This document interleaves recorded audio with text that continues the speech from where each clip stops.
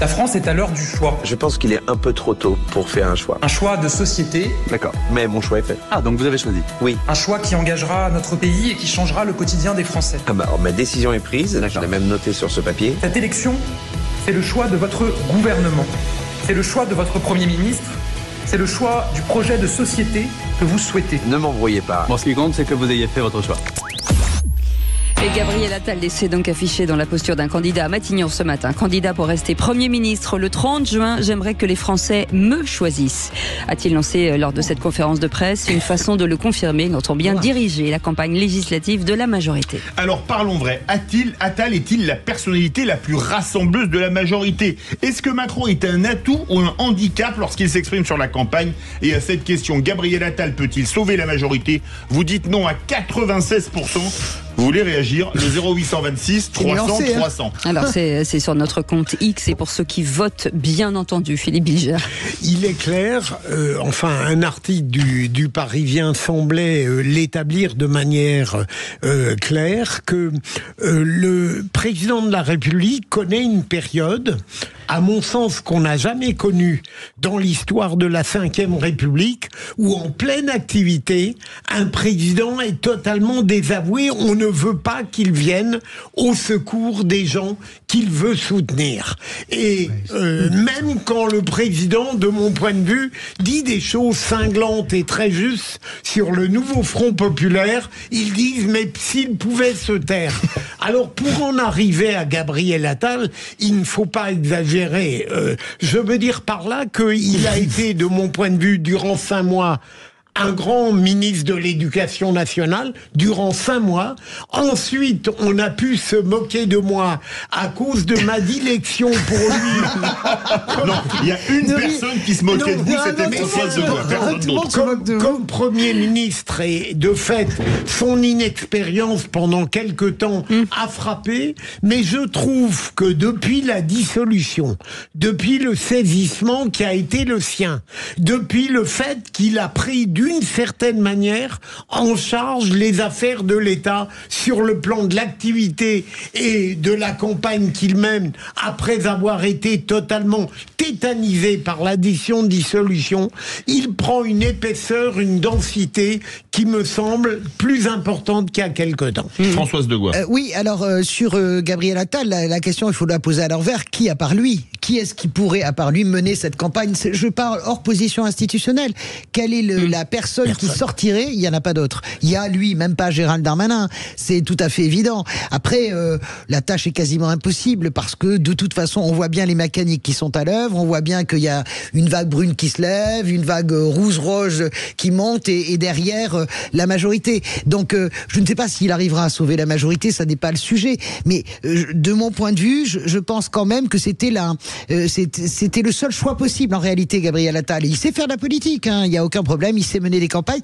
Un point sur Emmanuel Macron, à la décharge d'Emmanuel Macron, écoutez-moi bien, quand même, c'est pas le seul président que les candidats n'ont pas voulu sur leur campagne. Ils n'ont pas voulu Hollande, ils n'ont pas voulu Chirac, mais moi je me souviens, dans une autre vie, j'étais dans une autre radio, je faisais des sujets que là-dessus. Ils cachent la tête de Chirac, ils cachent la tête de Sarkozy, ils cachent la tête de François Hollande.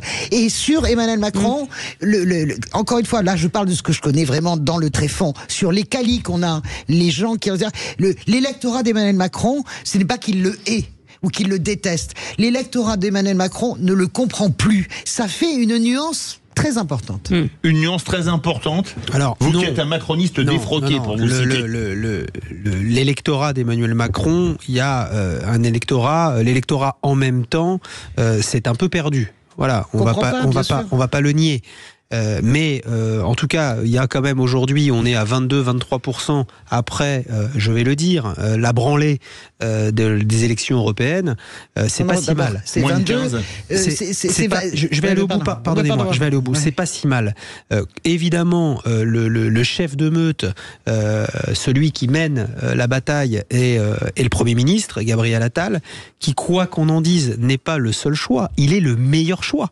Quand on voit, dans le cadre d'une conférence conférence de presse comme ce matin, où honnêtement, je pense il l'a tenu, que personne autour de cette table n'aurait été capable de faire ce qu'il a fait, c'est-à-dire expliquer un bilan, justifier un bilan et en même temps démonter le programme des deux blocs qui sont les deux blocs extrêmes, l'extrême gauche et l'extrême droite, et réussir quelque part à positionner, je dirais, des arguments de campagne pour dire on peut continuer à travailler, on peut continuer à faire évoluer la quotidienneté des Françaises et des Français. Je ne dis pas que c'est pas de la communication politique, mais l'exercice qui est le sien, il est sur le terrain 18 heures par jour à aller défendre des candidats. Les candidats Renaissance réclament Gabriel Attal. Moi, je vois des affiches partout en France où vous avez le Premier ministre et le candidat. Et le candidat. Bon, il se passe quelque chose.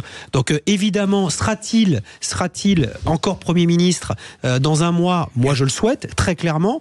Que peut-il se passer de mieux aujourd'hui pour la Macronie, à part mettre en avant l'une des révélations politiques de ces 7 dernières années qu'est Gabriel Attal? La réalité, il n'y a pas mieux et il n'y a pas d'autre alternative à ça. Philippe Bilger. Ah oui, bien sûr. Là, à mon avis, en effet, Sébastien, vous avez tout à fait raison. Il est en train de prendre, à cause des circonstances que la France connaît, un peu d'avance sur ses rivaux. Et à une certaine époque, je trouvais absolument inconcevable qu'il puisse se présenter en 2027, mais ça devient moins improbable. Alors, pour répondre juste très vite, certes, il y a des présidents dont on n'a pas voulu la photo sur l'affiche. Mais de façon violente, hein, Philippe. Mais il me semble qu'on n'a jamais eu, avec parfois même un tel mépris, une volonté de répudier Emmanuel Macron. Non, je vous assure, vous avez la mémoire courte. En 97, l'état d'esprit vraiment des Chiraciens, il faut aller faire le tour des fédérations pour comprendre. Et personne ne veut dire... Ils n'avaient pas compris la dissolution. Personne n'avait compris. Alors vraiment, non, moi rendons quand même... Je peux pas être soupçonnable d'être complaisante avec non. Mais on refait l'histoire. Jacques Chirac, c'est quelqu'un, quand on lui crache dessus. Moi, j'étais en reportage avec lui, il sort de Sarcelles, c'était super menteur en 2002, Jacques Chirac. On refait il y avait une haine sur Sarkozy dans ce pays qui était complètement dingue aussi. Elle était politique. Mais elle était personnelle aussi. C'était le roi fainéant. Là où je suis d'accord avec Philippe, elle était plus politique que personnelle. Non, personne avec Emmanuel, c'est plus personnel que politique. Personne supportait Sarko, le personnage arrogant, l'américain. Vous vous souvenez pas? Ce type est un gangster à la une de Marianne. Dis donc, mais c'est moins, il faut reconnaître que c'est moins. Écoute, moi, c'est un grand classique. Il n'y avait pas les réseaux sociaux, les amis. Voilà. C'est très vrai. L'exposition est quand même beaucoup plus forte. Craché sur Chirac, les mômes crachaient sur lui physiquement à Mantes-la-Jolie. Moi, j'y étais. On le traitait de super menteur. Ce qui est pas le cas d'Emmanuel Macron, qui est quand même quand Emmanuel Macron sort aujourd'hui, il est quand même plébiscité et il est adoré par les gamins, par les ados. Parce qu'il est peut-être plus tactile physiquement que Sarko l'était, avec qui lui mettait une distance. Je suis juste. Et du coup, ça crée quelque chose. Sarko est agoraphobe. Il faut quand même dire une chose sur les votes qu'on a. Le plus important, ça va être demain, c'est-à-dire les projections. Parce que, par exemple, 22% de la majorité, par définition, les sondeurs surévaluent toujours les sortants d'une majorité. Parce que, théoriquement, si t'es sortant, la primo sortante des majorités, pas des oppositions. Donc, le 22, il faut certainement le rétrécir. Ce qui va être intéressant, mais ça partira pas chez vous.